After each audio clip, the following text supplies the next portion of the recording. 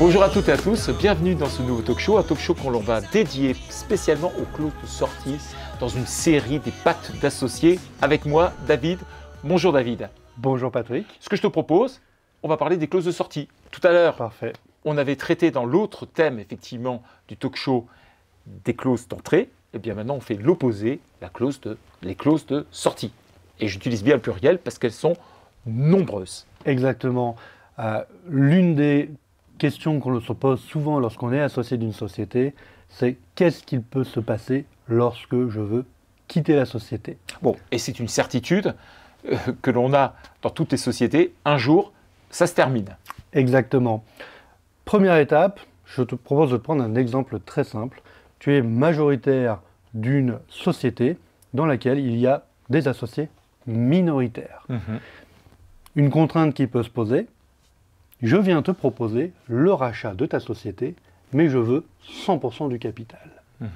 Devant cette contrainte, il y a une solution.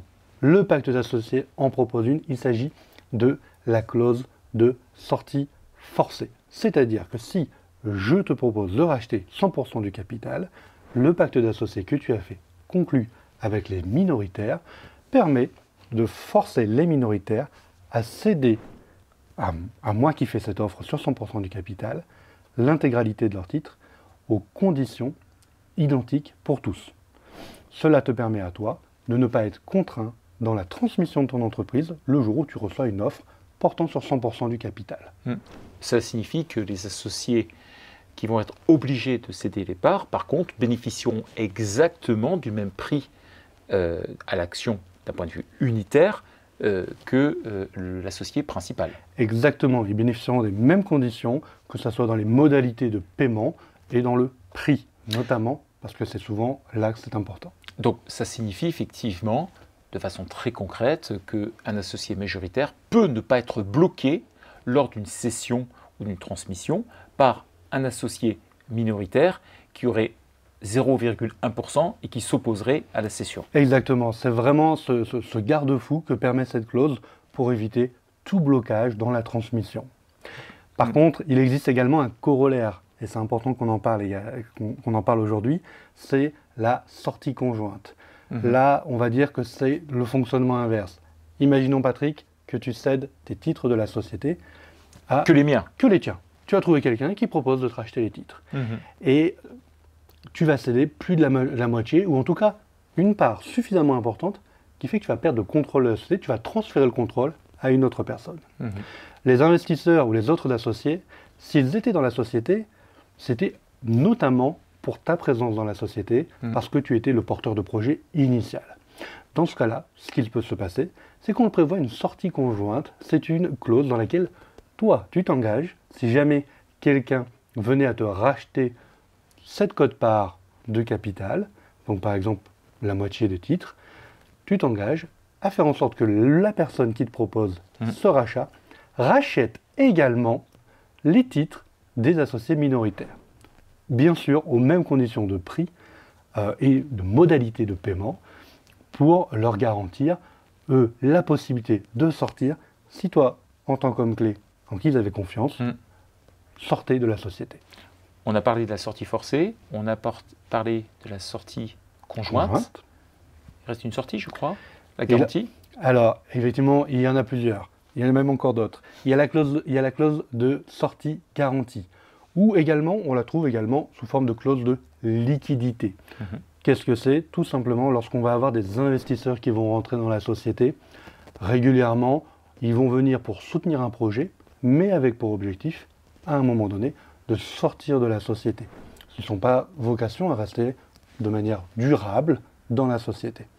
Le pacte d'associés est le bon endroit pour prévoir comment, à quel délai et quand ces associés sortiront. Donc on organise la sortie, on prévoit tout de suite les modalités par exemple de calcul du prix, de la valeur, dans 3, 5, 7 ans. Ça permet, sous forme d'une promesse, de racheter les titres des associés investisseurs. C'est une garantie pour eux qui pourront exiger l'exécution de cette garantie pour sortir de la société. Moi, ce que je te propose, c'est de faire un peu d'anglais. Ah. D'accord.